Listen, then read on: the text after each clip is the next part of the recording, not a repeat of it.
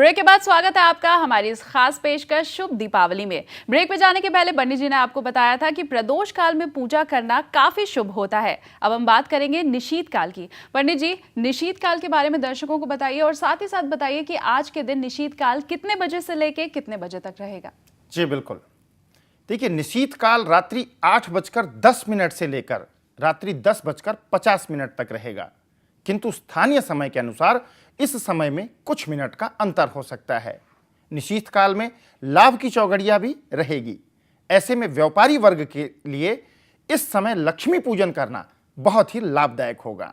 तो अभी पंडित जी ने आपको बताया कि निशीत काल व्यापारियों के लिए काफी शुभ होता है। पंडित जी, अगर निशीत काल की ही और बात करें तो इस समय और कौन कौन से कार्य करना लाभदायक होता है?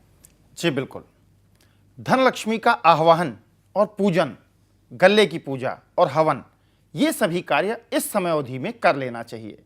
इसके अलावा महालक्ष्मी पूजन, महाकाली पूजन, लेखनी पूजन, कुबेर पूजन सहित अन्य मंत्रों का जाप करना भी शुभ होता है।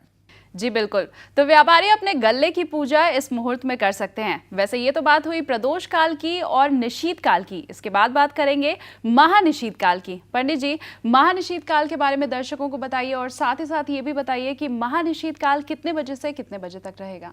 महानिशीत काल रात्रि में 10:52 से लेकर अर्धरात्रि पश्चात 1:34 तक होगा।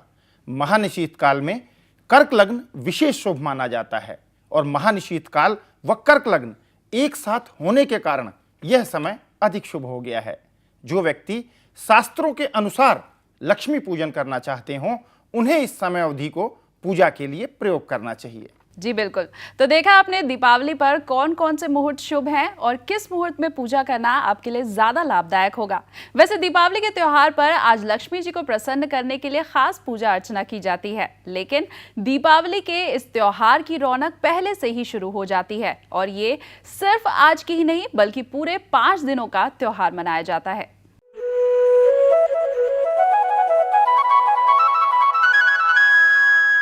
दिवाली खुशी, वैभव, चमक और खुशी का त्योहार है।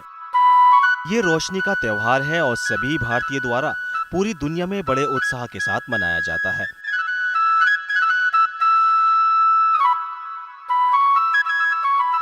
इस त्योहार की विशेषता 5 विभिन्न दिनों तक होती है। प्रत्येक दिन का अपना अलग महत्व है। 5 दिनों तक लोग इस त्योहार को बड़े उत्साह के साथ मनाते हैं। दिवाली के पहले दिन को धनतेरस के रूप में मनाया जाता है। धनतेरस को धनवंतरी दिवस भी कहा जाता है। ये वास्तव में कृष्ण पक्ष कार्तिक के महीने के 13वें दिन मनाया जाता है। इस दिन भगवान धनवंतरी मानव जाति के उद्धार के लिए समुद्र से बाहर आए थे। इस दिन दीपावली समारोह की पूरे जोश के साथ शुरुआत हो जाती है। सूर्यास्त के दौरान इस दिन नहाकर मृत्यु के देवता यमराज की असामयिक मृत्यु से बचाव के लिए प्रार्थना की जाती है। पूजा का स्थान हमेशा किसी पवित्र वृक्ष के निकट बनाया जाना चाहिए। इस दिन धन के देवता कुबेर की पूजा की जाती है। कुबेर यंत्र की स्थापना कर दीपक जलाकर पूजा करें और मिठाई का प्रसाद अर्पित करें। दीपावली के दूसरे दिन को छोटी दीपावली भी कहा जाता है। ऐसा कहा जाता है कि इस दिन भगवान कृष्ण ने दानव नरकासुर को नष्ट कर दुनिया को भय से मुक्त बना दिया था। ऐसा चलन भी है कि इस दिन आराम किया जाता है ताकि दिवाली शक्ति और भक्ति के साथ मनाई जा सके। इस दिन नवरत्न माला धारण करें जिससे आप उच्च पद प्राप्त कर सकेंगे और जीवन में विकास करेंगे। जब तक मां लक्ष्मी और भगवान गणेश की आराधना न की जाए, दीपावली का उत्सव अधूरा माना जाता है।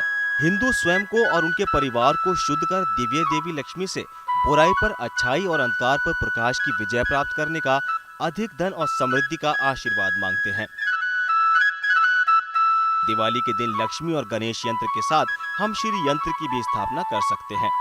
श्री यंत्र के द्वारा घर की सभी नकारात्मक ऊर्जा का नाश होता है व शांति, समृद्धि और सद्भाव की वृद्धि होती है। चौथे दिन गोवर्धन पूजा की जाती है। हजारों साल पहले भगवान कृष्ण ने गोवर्धन पर्वत को उठाकर ब्रज के लोगों का उद्धार किया था। यही कारण है कि तब से हर साल गोवर्धन पूजा करके इस दिन को उत्सव के रूप में मनाते हैं। एक मुखी रुद्राक्ष को धारण कर आप जीवन में सफलता, सम्मान और धन की प्राप्ति कर सकते हैं। भगवान कृष्ण ने ही गोवर्धन पूजा की शुरुआत की थी, जो उसी काल से आज तक चली आ रही है। गोवर्धन पूजा को बहुत ही व्यवहारिक माना गया है। गोवर्धन पूजा हमें दो संदेश देती है। पहला, प्रकृति के नजदीक रहें और उसके द्वारा हमारा जो भरण पोषण हो रहा है उसके महत्व को समझें। प्रकृति की रक्षा करें, प्राकृतिक संसाधनों को संभालें, उन्हें देवता तुल्य समझें। नियति ने हमारे लिए जो काम तय किया है उसे करने के लिए हम किसी भी तरह के फल की इच्छा ना करें। यह इसका दूसरा संदेश है। कर्तव्य हर हाल में पूरा होना चाहिए। इंद्र को इस बात का अहंकार हो गया था कि वो बारिश कराते हैं। तब श्री कृष्ण ने गोवर्धन पर्वत उठाकर इंद्र को ये एहसास दिलाया कि वो पानी बरसाकर धरती पर कोई कृपा नहीं करते, बल्कि ये तो उनका कर्तव्य है जो विधाता ने उन्हें सौंपा है। गोवर्धन की कथा हमें बताती है कि हमें कर्तव्य बिना प्रतिफल की आशा से बचना चाहिए। दिवाली के 5वें दिन को भाई दूज कहा जाता है। सामान्य रूप से ये दिन भाई बहनों को समर्पित होता है। ये मान्यता है कि वैदिक युग में मृत्यु के देवता यम ने इस दिन अपनी बहन यमुना के घर जाकर उनसे तिलक करवाकर उन्हें मोक्ष का वरदान दिया था। उसी प्रकार भाई इस दिन बहन के घर जाते हैं और बहनें टीका कर भाई की सुख समृद्धि की मंगल कामना करती हैं। भाई इस दिन बहनों को भेंट स्वरूप कुछ उपहार देते हैं। बहनें बगलामुखी यंत्र भाई को उपहार स्वरूप दे सकती हैं, जो सभी बुरी नजर से भाई की रक्षा करेगा।